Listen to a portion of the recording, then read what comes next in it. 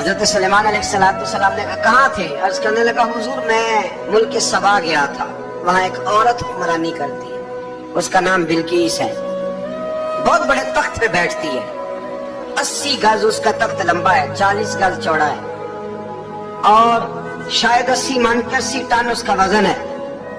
تو حضور وہ سورج کو پوچھتے ہیں۔ حضرت سلیمان نے فوراً خط لکھا، فرمایا جا کے اسے میرا خط دے دو کہ یا تو کلمہ پڑھ کے ہماری فرما بردار بن جائے ورنہ تیار ہو جائے، جو اللہ کے غیر کو پوچھتے ہیں ہم ان کے خلاف جنگ کریں گے۔ وہ جب لے کے گئے نا خط، یہ حدود گیا تو وہ میٹنگ کر رہی تھی، اس کے وزیر مشیر سارے بیٹھے تھے، اس نے جا کے خط پھینک دیا ملکہ بلقیس کی جھولی میں۔ اس نے خط پڑھا تو ڈر گئی، وزیروں کو بلایا۔ حضرت سلیمان، قرآن کہتا ہے حضرت سلیمان نے کہا تھا خط پھینک کے نا تو سائڈ پہ ہو کے سننا وہ کیا کہتا ہے۔ بندوں کے لیے منع ہے، پرندوں کے لیے جائز ہے۔ بندوں کے لیے منع ہے سائڈ پہ ہو کے سننا، ہاں جس کی جاسوسی کی ڈیوٹی ہو، کفر کی جاسوسی، اس بندے کے لیے بھی جائز ہے۔ تو ایک تو وہ پرندے تھے، دوسرا کفر کی جاسوسی کر رہے تھے، سائڈ پہ ہو کے سننے لگے۔ تو ملکہ بلقیس کہنے لگی اب کیا کرنا ہے، یہ خط آیا ہے۔ تو وہ کہنے لگے ہم تیار ہیں، آپ حکم کریں، ہم لڑنے کو تیار ہیں، لڑیں گے۔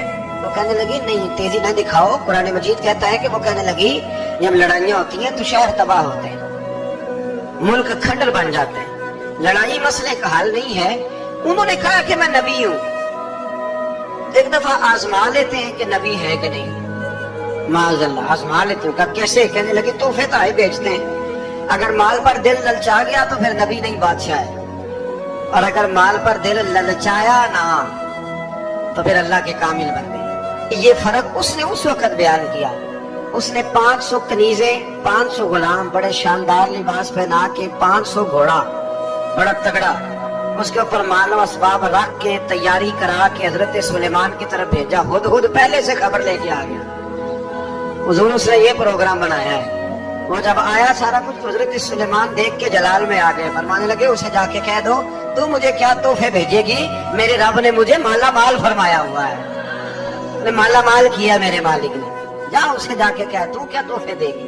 جب رب دیتا ہے تو پھر کوئی کمی نہ وہ نہیں چھوڑتا۔ بندے کیا دے سکتے ہیں، بندے تو بیچارے 10 دے کے تو 10 دن ان کی آنکھیں نہیں کھلتی۔ فرمایا مجھے اللہ نے جو دیا ہے کیا بات ہے اس کے دینے کی؟ تو فرمایا اسے کہو یا فرما بردار ہو کے آ جائے یا جنگ کے لیے تیار ہو جائے، ہم اسے اس کے شہر سے ذلیل کر کے نکال دیں گے۔ اس نے جا کے جب پیغام دیا تو اور ان لوگوں نے بھی آ کے بتایا کہ وہاں تو ہم عجیب منظر دیکھ کے آئے ہیں کہ جانور بھی ہاتھ باندھے کھڑے ہیں، وہاں تو جنات، سرکش جنات کھڑے، وہ بادشاہ نہیں وہ نبی ہیں، وہ جو 500 غلام اور 500 کنیزیں گئی تھی، حوال سنایا آ کے۔ ملکہ بلقیس نے پھر خط لکھا کہ میں فرما بردار ہو کے آ رہی ہوں۔ مانا کیا ہے، میں کلمہ پڑھنے کے لیے آ رہی ہوں۔ تو حضرت سلیمان نے کہا بھئی اب اس طرح کرو، ذرا فرش بچھاؤ۔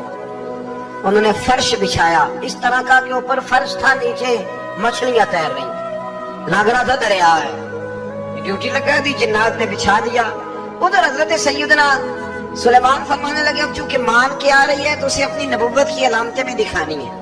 اس نے تخت بڑا شاندار بنوایا تھا، اور خواتین میں جو عادتیں خواتین والی ہوتی ہیں وہ جاتی نہیں، وہ 7 کمروں میں نا پیچھے اپنا تخت رکھ کے تو 7 دروازے بند کر کے آئے۔ اس زمانے میں ایک رواج تھا، وہ زلیخا نے بھی 7 دروازے مکفل کے ایک رواج تھا، ایک کمرہ، پھر کمرے کے پیچھے کمرہ، پھر اس کے پیچھے کمرہ، پھر اس کے پیچھے کمرہ۔ اس کو بڑے موٹے تالے لگائے جاتے تھے، اور فلسفہ یہ تھا کہ ایک تالا توڑے گا کوئی تو جب تک سپاہی آ جائیں گے، اور اگر اس کے توڑنے تک نہ آئے تو دوسرے کے توڑنے تک آ جائیں گے، اور اس کے توڑنے تک نہ آئے تو 7ویں تک تو آئے جائیں گے۔ یہ ان لوگوں کا نفسیاتی معاملہ تھا، سوچ تھی۔ 7 کمروں میں مکفل کر کے نہ وہ نکلی تو حضرت سلیمان علیہ السلام کہنے لگے بھئی مجھے اس کا تخت چاہیے اس کے آنے سے پہلے، اس کے آنے سے۔ اس واقعے کی کیا ضرورت تھی قرآن پاک میں، کہ کیا حاجت تھی یہ تخت والی ساری بات قرآن نے کیوں بیان کی؟ پوچھیں آپ اپنے دل سے بھی اور انکار کرنے والے منکرین سے بھی، اس کی کیا ضرورت تھی؟ وہ جو کہتے ہیں جی ولی کی کرامت کی کیا ضرورت ہے، سیدھی سیدھی نماز پڑھو، روزہ رکھو، حج کرو، زکات دو، تو پوچھو ان سے کہ سورۃ نمل کے اندر اس ساری تفصیل کی کیا ضرورت تھی؟ ختم ہو گئی جب وہ کلمہ جو پڑھ رہی ہے، تو پھر اس سارے واقعے کو رب کیوں بیان فرماتا ہے؟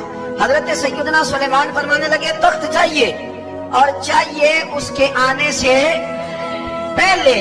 قال عفریت من الجن، जिन्नों में से एक बहुत बड़ा जिन बोला, कहने लगा हुजूर आपका ये तख्त बर्खास्त होने से पहले ले आऊंगा। ये जो आप मीटिंग कर रहे हैं ना, या फैसले खत्म, कुछ दिन का सुबह से शाम तक मीटिंग होती है और उसको आने में पता नहीं कितने दिन लगेंगे, तो मैं ये बर्खास्त होने से पहले, और कुछ ने कह दिया आप शर्त क्यों लगाते हैं कि सुबह से शाम तक होती है। उस जिन ने कह दिया आप 10 मिनट में फारग हो जाएं, आप फारग होंगे तो तख्त आ जाएगा। मुफस्सिरीन ने लिखा है कि जब कुरान कहता है कि उसने कहा कि आपके फारिग होने से पहले, उसका मतलब है कि जब आप उठेंगे ये जगह खाली कर देंगे तो तख्त यहाँ आएगा। तो हजरत सुलेमान की तो बादशाहत थी ना जमाने पे, फरमाने लगे नहीं नहीं तू लेट है, तू लेट है, तू हमें जानता ही नहीं, ये तू लेट है, अभी हमारी ताकत इससे ज्यादा है। बड़ी कमाल बात लिखी है लिखने वालों ने। एक मुफस्सिर ने लिखा है कि अभी हजरत सुलेमान ने गुलामों से मंगवाया है, अपनी बात कोई नहीं की, ये हाल है उनके गुलामों का, तो सरदार का आलम क्या होगा। हजरत सुलेमान कहने लगे भी जल्दी जाइए। क़ाल अल्लज़ी इंदहु इल्मुम मिनल किताब अना आतीका बिही क़ब्ल अन यरतद्दा इलैका तरफुक। तो उठा उनमें से वो जिसके पास किताब में से इल्म था, सारी किताब का भी नहीं, इल्मुम मिनल किताब, किताब, वो उठे जिनके पास किताब में से इल्म था। तो वो उठ के कहने लगे हुजूर मैं ले आऊंगा कब, आपके आंख झपकने से, मैं आंख झपकने से पहले ले आऊंगा। तो सुलेमान कहने लगे तू ठीक है चल ला फिर, ला फिर। आंख झपकने से फिर वो तख्त आ गया। हजरत सुलेमान से पूछा ये क्या है, काला हाजा मिन फज़ल रब्बी, फरमाने लगे कुछ